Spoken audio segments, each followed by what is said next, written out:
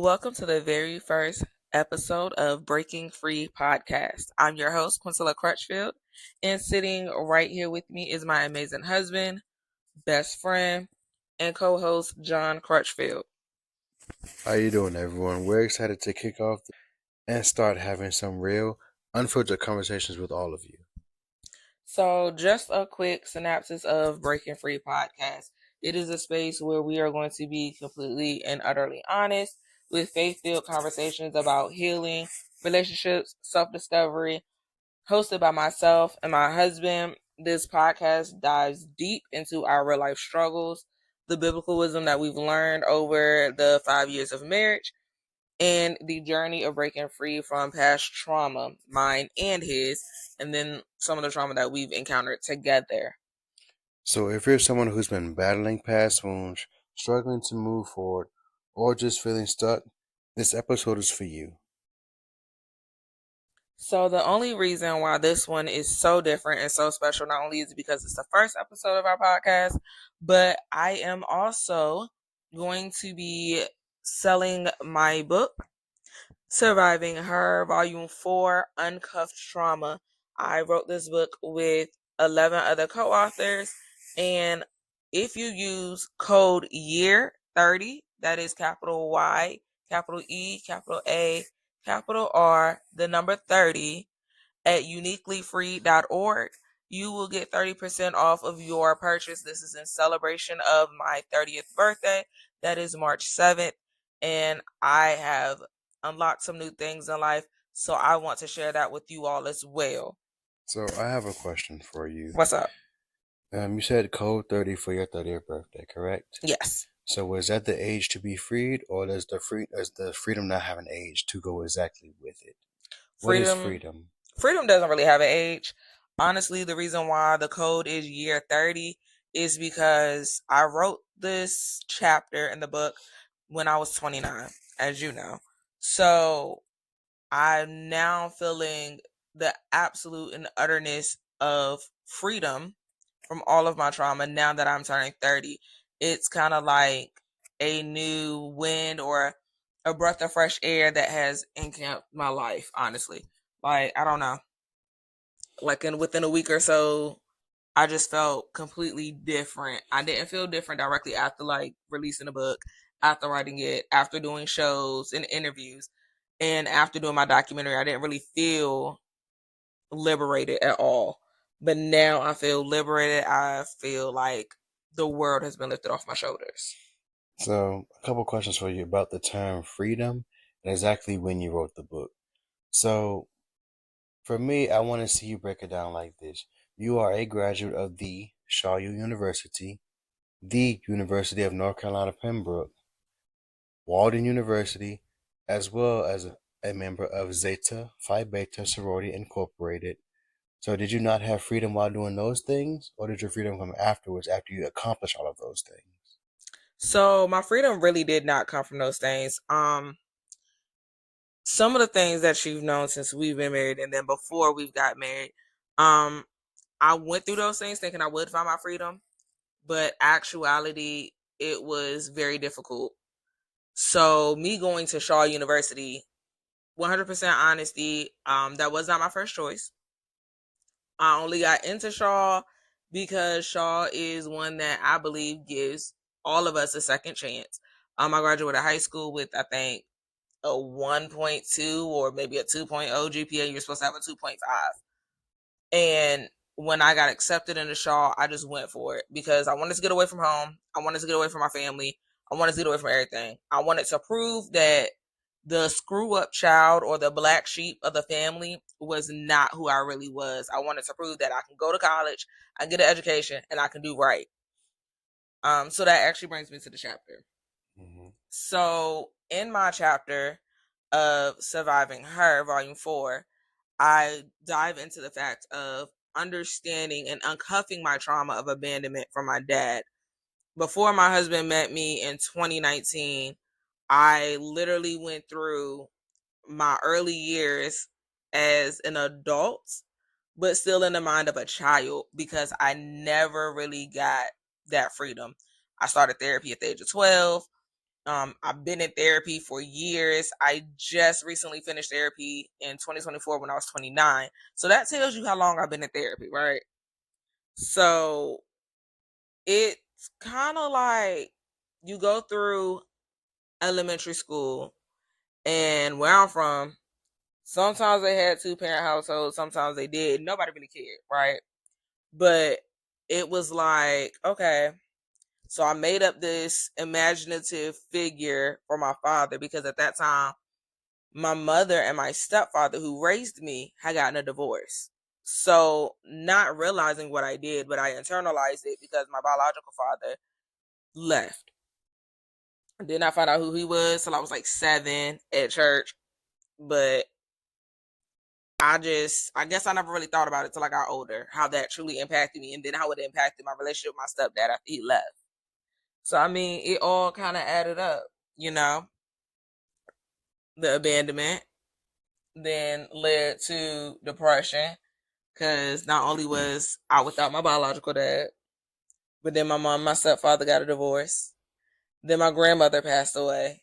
Then one of my aunts passed away. So I just felt like nobody was going to be here. Um, my dad's, I was like, that was their decision. I understand. I don't understand. It was kind of a constant mental battle. But then I got angry with God when he took my grandmother and my aunt because I'm like, well, Dad, you just don't want me to have nobody. It's just me, my mom. Yes, my family was there, but my family was the type of family that would joke a lot. Like, you know my family. And you know the jokes. But the jokes have changed. Because when I was younger, it was, I'm too skinny. My voice is deep and I should have been a boy.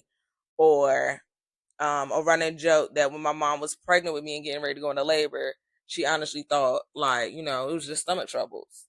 So I was a running joke. And oftentimes I was coined as a mistake or an accident. I was also told I was born to the wrong man.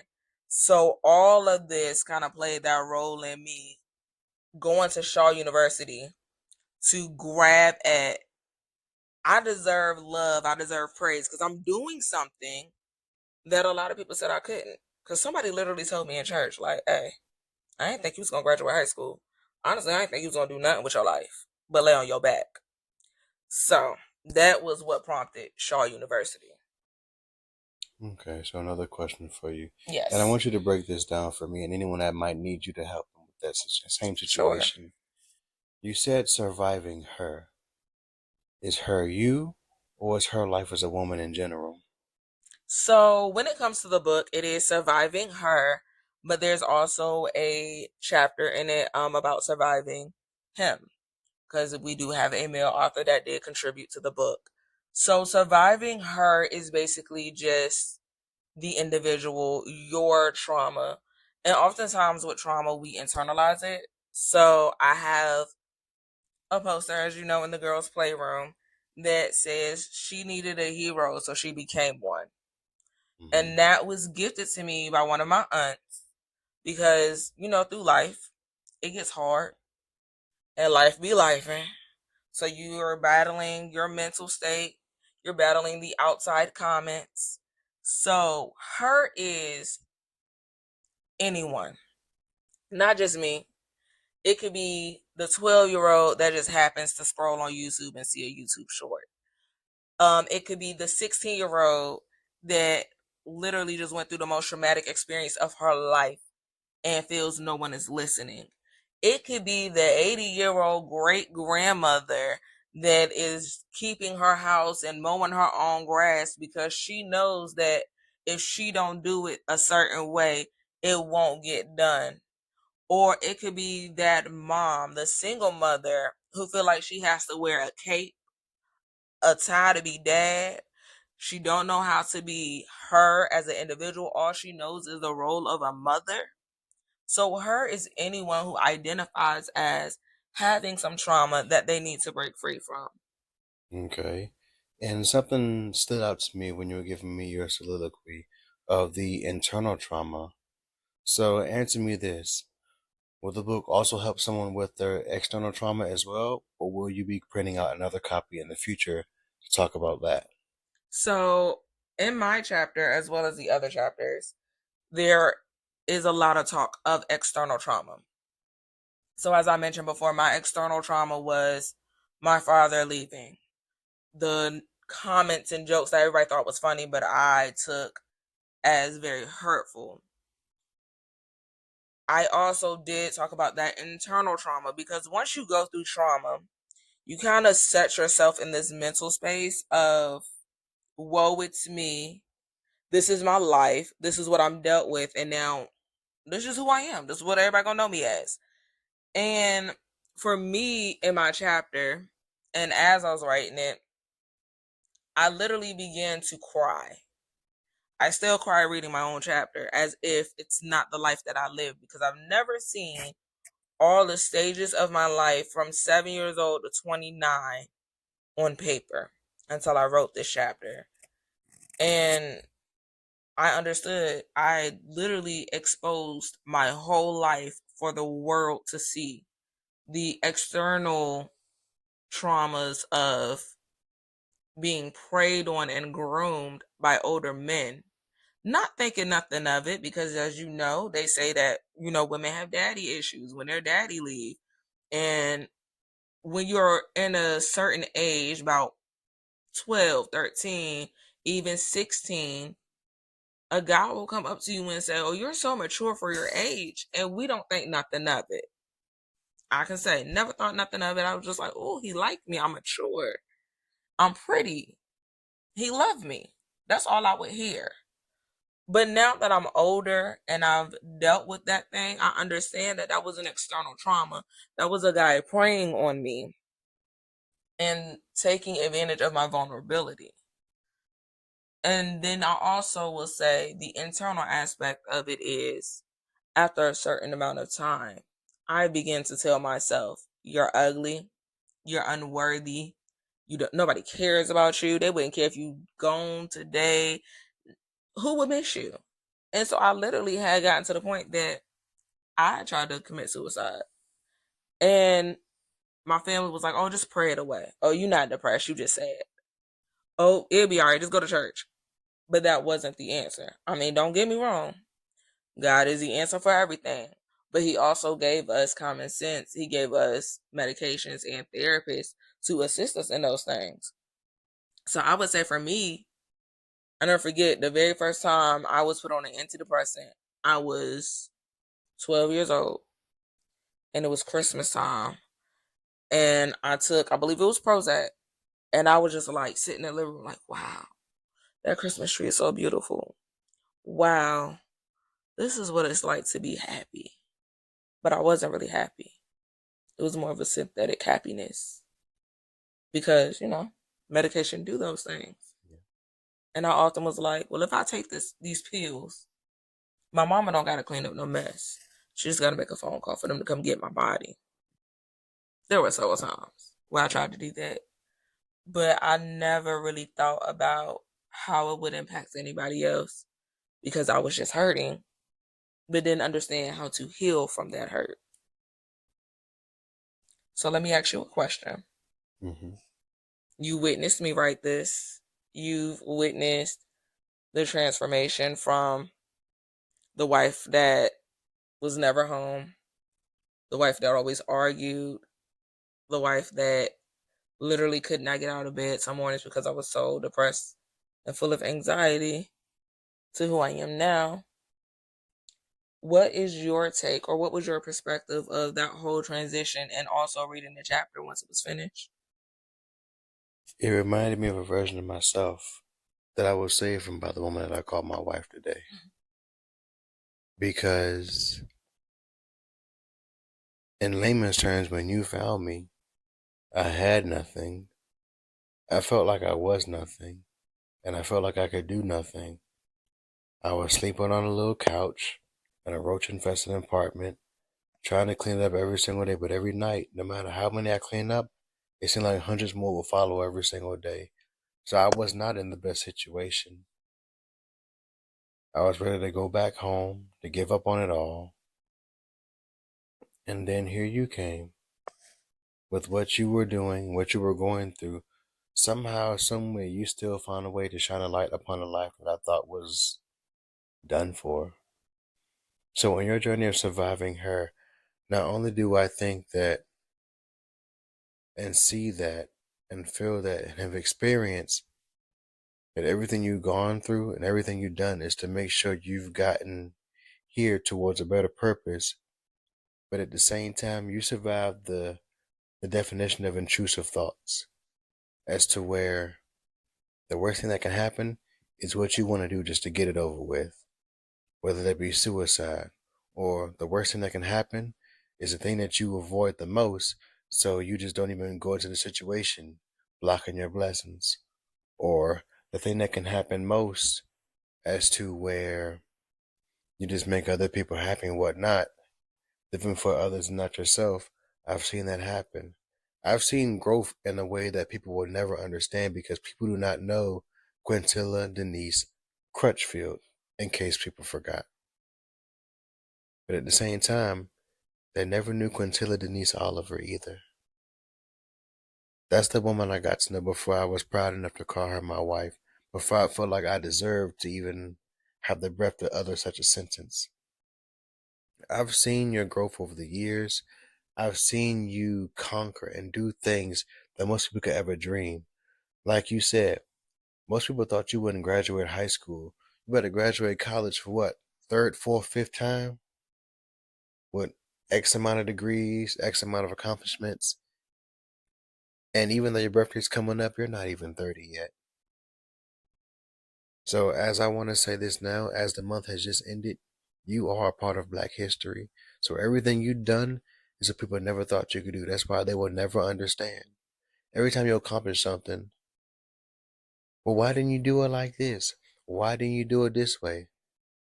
And then I think to myself, well, why don't y'all just shut up and watch and see the things she can accomplish, has accomplished, and will accomplish? The more y'all doubt her is the more that she will rise to the occasion and surpass everything that anyone's ever seen. So, in retrospect, in layman's terms, and make this as short as possible, I've seen you go from something to something more because you were never nothing. You will never be nothing, and you never have been nothing.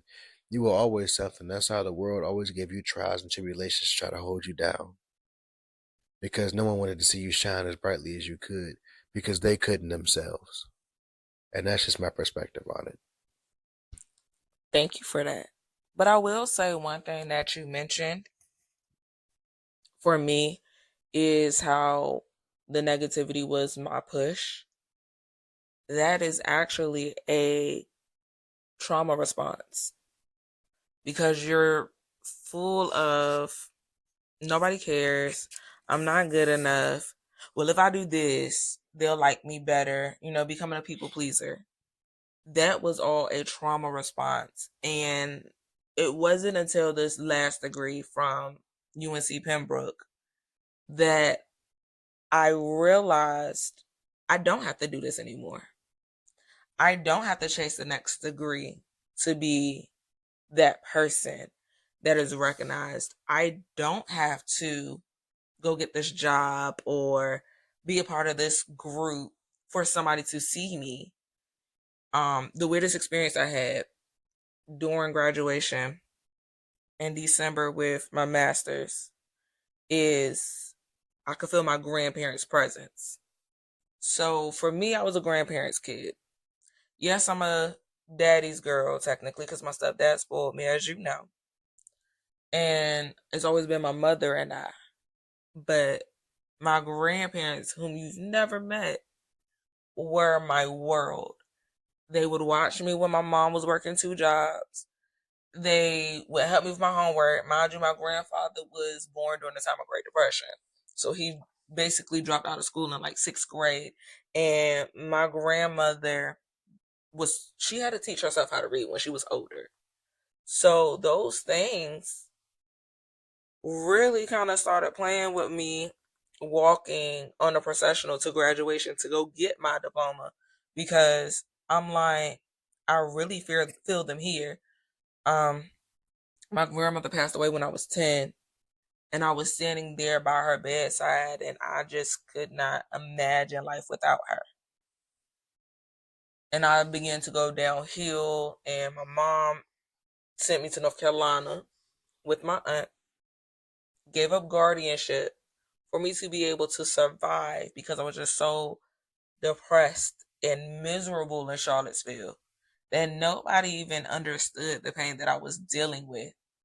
And moving states does not set you free. I don't care what nobody say. I don't care if they tell you to pack your bags, go somewhere else where don't nobody know your name. That does not set you free because you will find yourself doing the same thing and in the same cycles. So the same things that would cause me to get suspended when I was in Charlottesville was the same things that caused me to get suspended in Henderson. The same things that made me lose friends up there was the same thing that made me lose friends down here. So there was no difference just because I crossed the state line. It wasn't until my grandfather passed away, I believe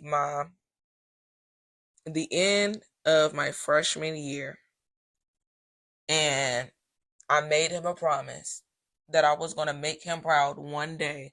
I was going to get my act together and make him proud. And that's all I thought about the whole time I was in Shaw. And I ended up getting pregnant with Serenity. And the comments was, "Oh, make sure you tell everybody that you left church, that you was just forced to come to church. Like this wasn't something because churches aren't supposed to condone them things." I was denied a baby shower because I had my daughter out of wedlock. The guy that I was with proposed, even though the child wasn't his. But the family was like, "Oh, that's you embarrassing us, this, that, and the third." But the world didn't know that she wasn't his. We knew. My family knew and his family knew, but it didn't matter. And so because of that, him and I split up. I carried Serenity, gave birth. I would say maybe like a month or 2 months after she was born, I was committed to Holly Hill because I was losing my mind. I was hearing voices, I was seeing things, like I was losing my mind. And I was in Holly Hill for I think about a week and a half before they let me go back. And I went on Shaw's campus and I'm like, I gotta finish what I started. Everybody's like, "No, it's fine. You ain't gotta go back. Just go to community college and do your like year and a half. You'll be all right." I'm like, "No, I gotta go back and I gotta finish this thing." It took everything in me, but I finished. And not only did I finish, I was the top of my department with the highest GPA. I graduated with honors, single mother, and I was also a member of Zeta Phi Beta sorority, incorporated in spring of 16, Omicron chapter.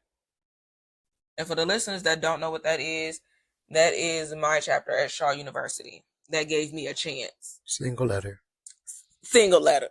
It gave me a chance because I was completely open and honest, and I wanted to do it when I was pregnant. But that's a lot of stress because your school, sorority, job, because I was working and trying to do everything while still pregnant because I didn't want my daughter to come into this world with a broken mother. But she did come in with a broken mother because that's when I got the diagnosis of schizophrenia, more precise, psychosis. So I'm living with psychosis currently, but God, so serious. And literally to graduate from Shaw was like, okay, I did that. But I didn't feel like I did my grandfather any justice by graduating Shaw and being a part of a sorority. Like I felt like that just wasn't enough. So having Serenity, going to class with her sometimes, taking her to daycare, just trying to make things work to prove that I didn't need anybody's help because I did this. I made the decision to keep dabbing into my addiction of sex. I made the decision to go against what my family taught me to have a child. So my thing was, my mama not gonna watch her, my aunt's not gonna watch her, my cousin's not gonna watch her. I'm gonna do what I gotta do. There's no partying, there's no going out. All we doing is study, study, study. Like that's it. But I will say this: having her look up to me And watching my every move did push me.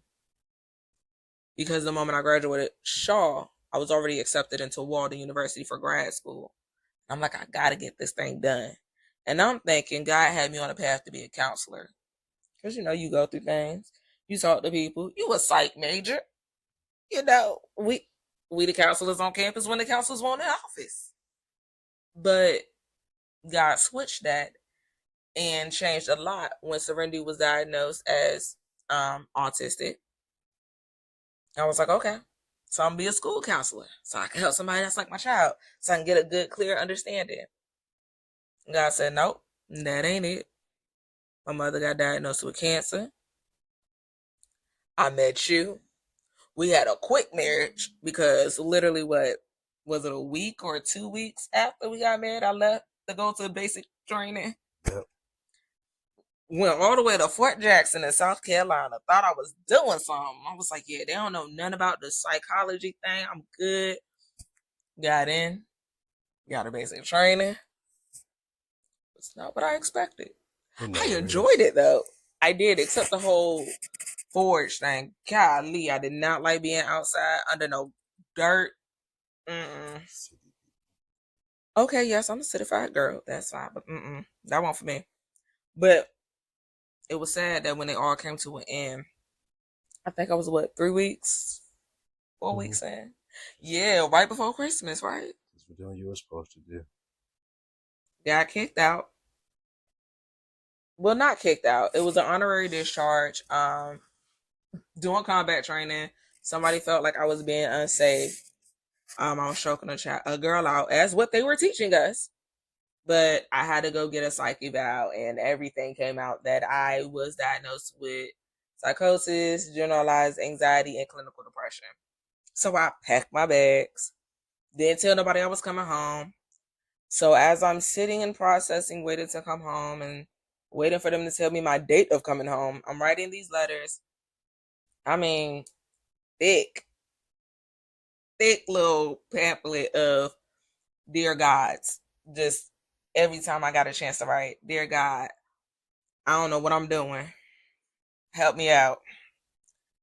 And I literally heard apologize. So I'm like, all right, let me go ahead and apologize to my mother, to my aunts, to my cousins. Like, let me get this out because maybe it'll help me out some way.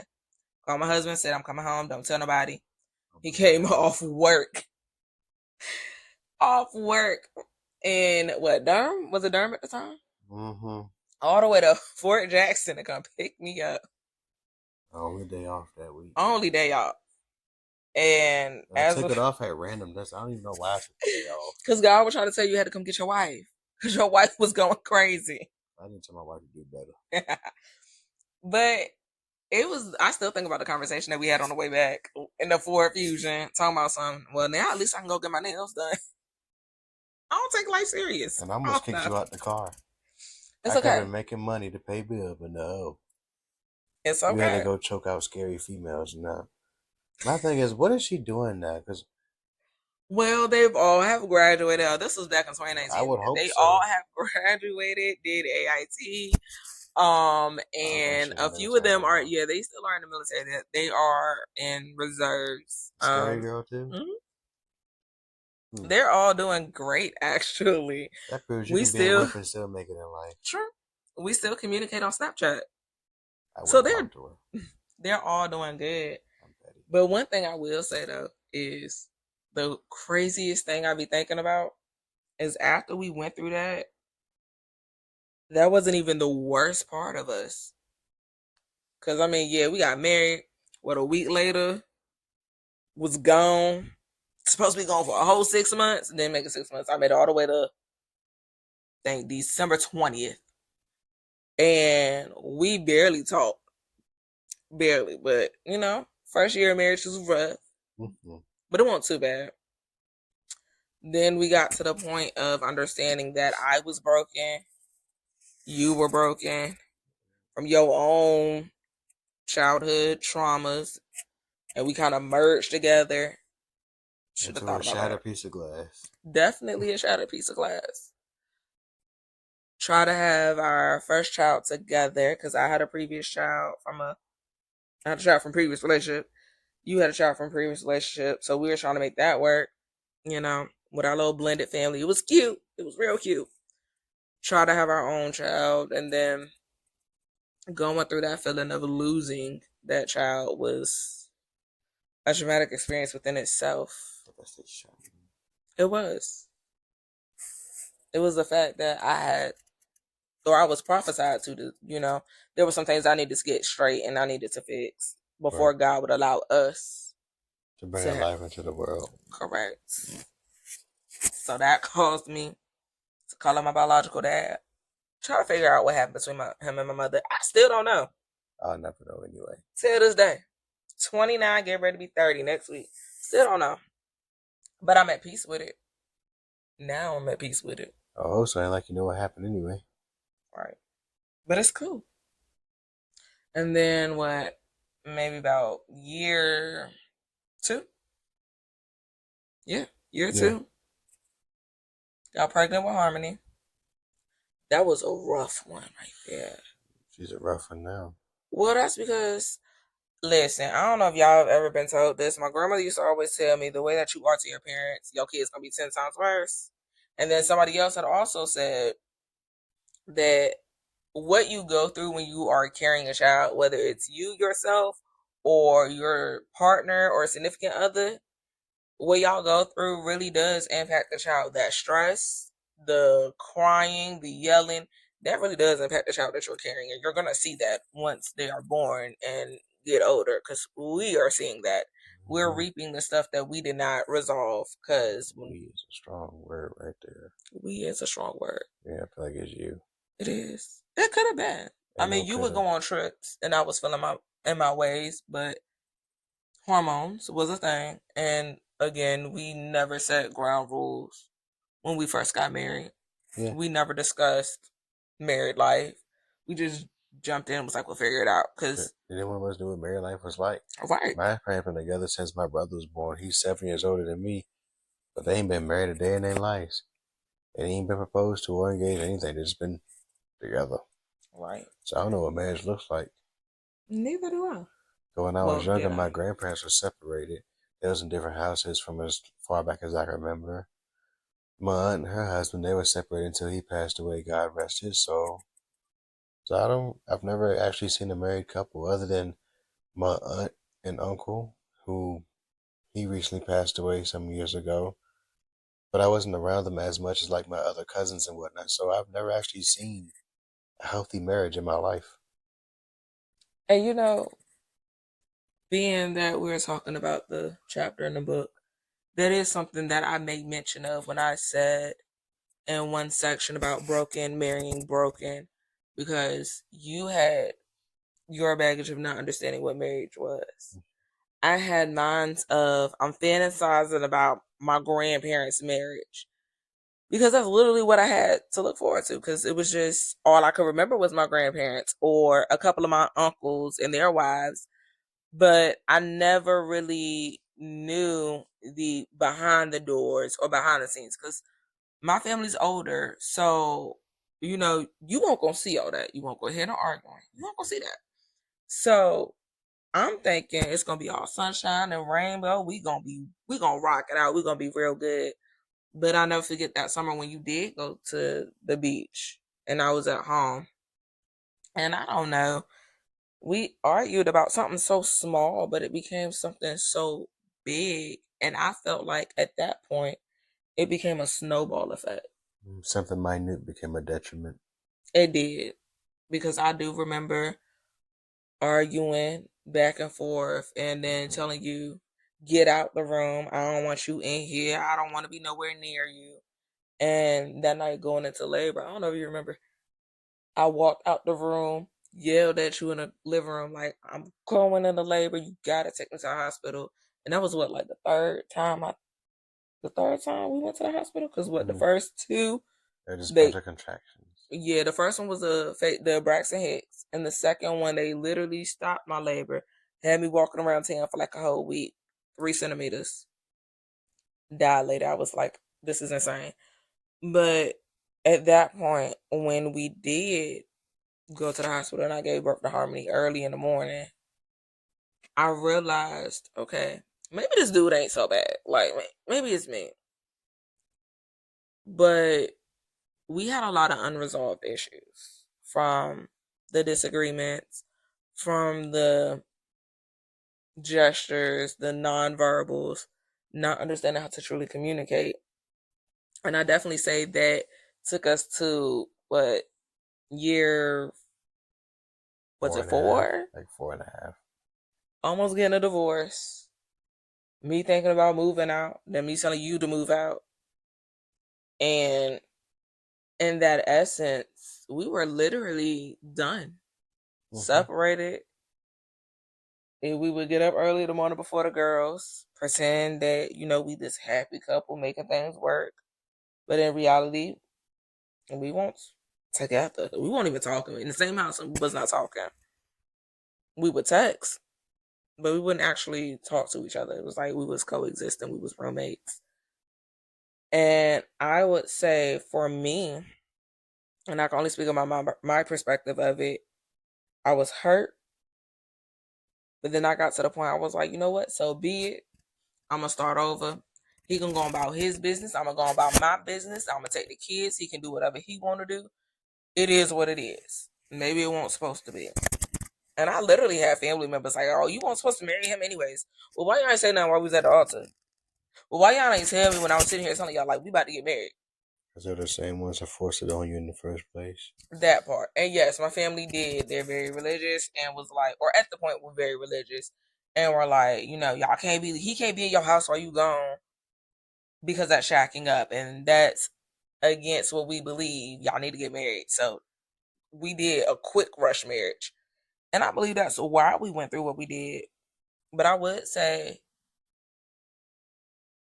that summer was a hard summer. And Yeah. because of the things that happened is what kind of pulled us together. But what is your take on our separation and then us coming back? I feel like I'm not gonna say it's something that needed to happen. As far as like, if it weren't for like the outdated beliefs that I've had in life that I haven't even noticed until recently, things like that would have never happened. Would have never been the cause because I got caught up in the people pleaser role to where I felt like every new person that came in my life I had to give like 100% for them right then and there, and I would forget and shut out the rest of my life, not on purpose, but at the same time, it's like I wasn't the best at prioritizing, and it bit me in the butt more often than not, and without saying, it derailed my life into a point where the only place I can get was back on track. And ever since that separation happened, I've seen myself do things, try things, and act in such a way as far as like life, religion, marriage, just anything that makes me me. I saw it like jump expeditiously as far as like the positive impact I can have if I put everything I have into what I'm supposed to and not what I feel like I might have to. And during the whole separation, I realized it's me. A lot of what I'm doing is causing a lot of these issues, a lot of these problems. I ain't gonna sit back and say I didn't think something was your fault, but at the same time, I'm not a child. I'm a boy. I'm a grown man, and what I need to do is own up to what I did, put what I need to put in the past, and get my house back in order so I can get my family back in order, and therefore make sure that every single one of the people that I say I care about and the people that I say I love are taken care of in the way that they want to and the way that they deserve. That's just what I took from it.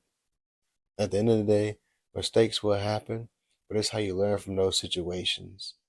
But mistakes don't define you, they only just teach you what you can do better the next time. Yes, as my students say, clock that T. Yes.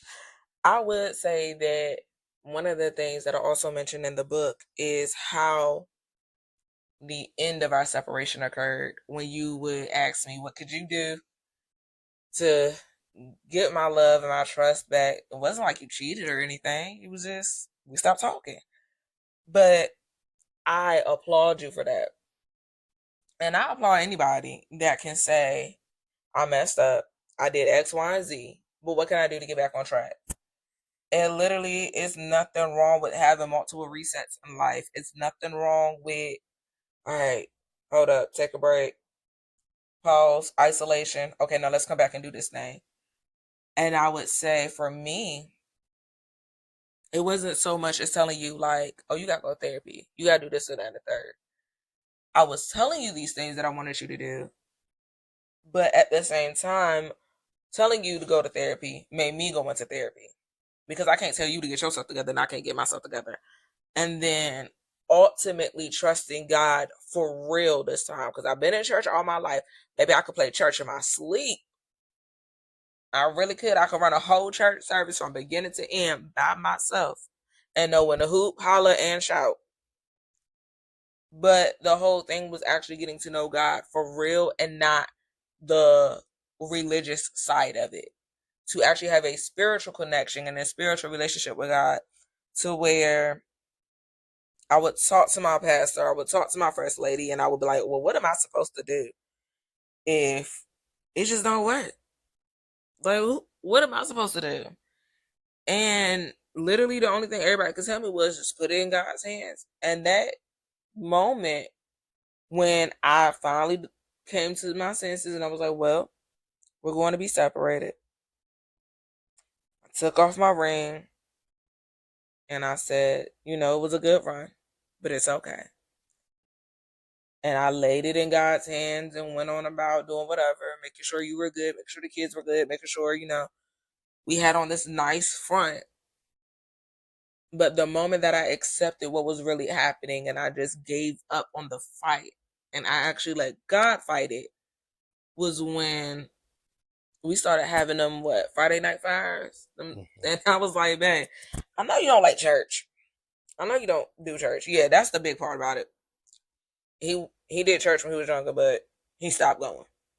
So I will say that if you are in church and you're deep in ministry, it is a fight when you marry somebody who's not.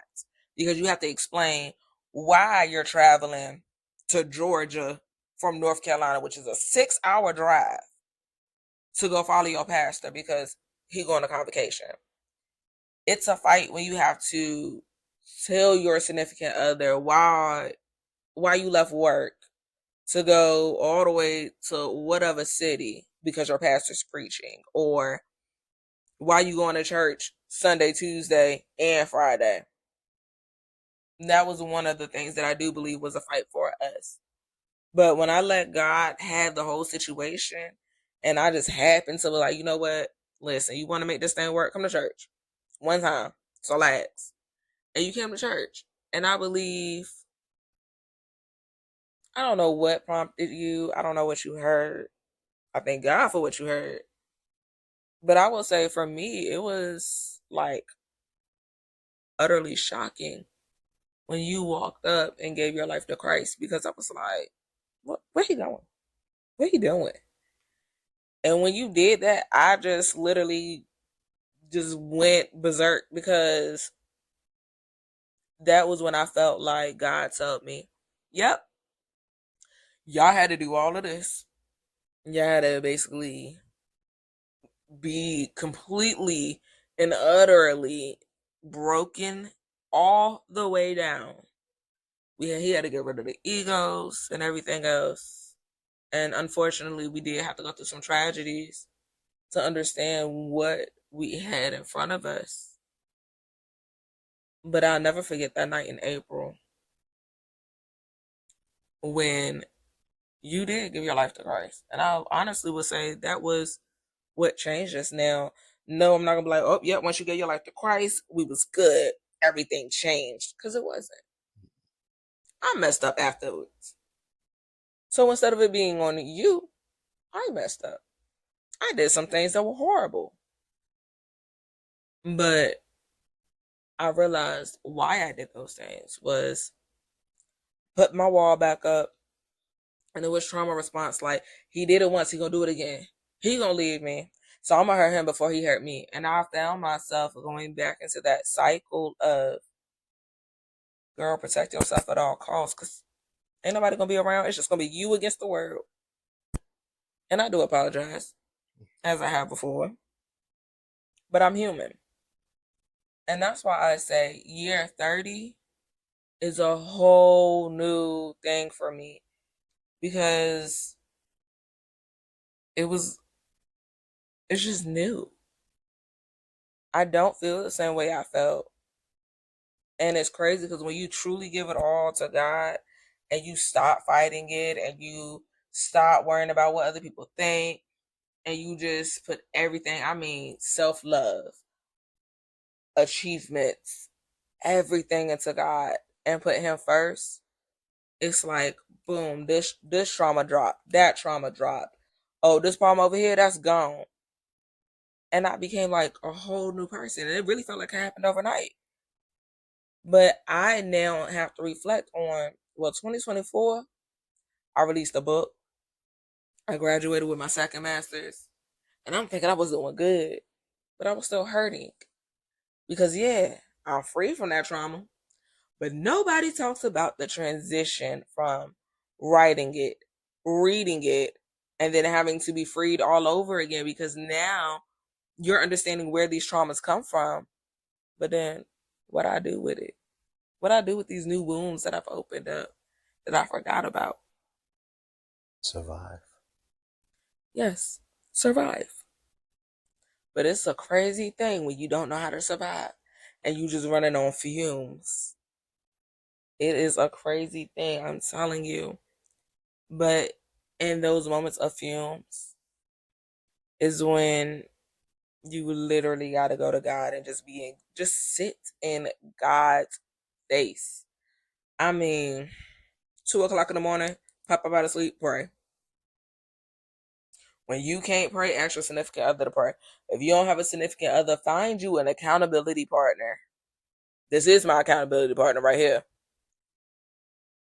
That makes a whole difference, because when I don't know the words to say, he might not pray out loud, but I know he prays for me. I know he prays over me.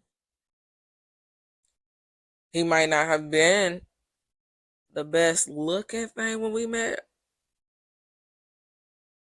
may not have been the best thing for me when we met, but all along, God had a plan, and I never would have thought that we'd be sitting here. I never would have thought this would have been the guy that I married at the age that I did. I never thought I'd be, well, I always dreamed about being Mm. married with 3 kids. In my defense, best looking, no, but I was relaxing that day. Best thing for you, yeah, because you got 3 meals a day, the house is clean, you got to do no work after you got off work, you got spoiled and whatnot, you got little baby boxes and stuff like that. That was great. You were. You were great That's the on the thing. outside. That's the thing. I said was great. After that little short period of time, I wasn't great. I was awful. I was downright terrible. I had to be broken to be built back up. But you can't build anything without pieces. That is true. But as I said, you were great on the outside. And I don't mean that as like, oh, you were so bad on the inside. Nah, I mean like, on the outward appearance, you were an amazing husband when we first got together, and you did all these grand things. But I honestly want to know, how did you feel on the inside? Like, why did you do those things? And not because you love me, but like, what was your inner person saying? That this is somebody that gave you something to everything when you had nothing to nothing at all. So why not give them the world? You didn't even have a spot to breathe in the world, and they gave you an entire atmosphere. So would I make sure that their entire being is showered with, for lack of better words, the praise that it deserves? Because you didn't have to do anything. We didn't even have to talk after the first message like, hey, hey. We could have just stayed right there. We didn't have to go out on any dates. We didn't have to meet up and see what each other actually look like in person. And Ooh, that online dating, golly. your braids was messed up, but it was okay. Listen, I was working Amazon. Don't judge. I'm judging. Anyway, at the end of the day, you decided to give me a chance. And at the same time, I decided to take that chance and run with it. I like that you took that chance and run with it. I like that you ran. I like that. You ran so that I could soar. So, as we're wrapping up this book, babe, now that you were here for the whole thing, Mm-hmm. the beginning of it, the countless hours of Driving I'm not nobody's author. I can't do this. The drives, the the chauffeuring too. yes, the chauffeuring, the boohoo crying late at night, the Boohoo crying being early in the scared, morning. true, being scared of what my family and my mom would think about it from your perspective. Because I could say all day who would like this book, but from your perspective, who needs this book? Anyone that feels like survival is impossible, survival is improbable, and survival is not an option. Surviving is not a way of life. To me, from the way I see it, it's more like a state of mind and a sense of purpose. Because do you want to survive for you? Do you want to survive for somebody else? Or do you want to survive for a purpose? Because you can just be you. You can just say you did it and it just happens. And then boom. Next day, it's like nothing ever happens and you're back in the same cycle. For somebody else, you can say you survived because you wanted to live life the way they wanted to instead of for you. So are you really happy and surviving for that reason? And then the last one, you're surviving her. Everything she went through, everything she's gonna go through, everything she can go through. You're surviving and you survived. So, babe, now that we are wrapping up our podcast and we are doing our sale of Surviving Her Volume 4, Uncuffed Trauma, with my chapter of Echoes of Abandonment, we got to tell the people, make sure that y'all use code year30 at uniquelyfreed.org. Make sure that you like, follow, subscribe, share. We are on YouTube at Uniquely Freed. We are on Facebook at Uniquely Freed LLC. Instagram _uniquely_freed. I mean, listen, because I love everybody so much, I am literally giving away bookmarks. I also make shirts with the logo.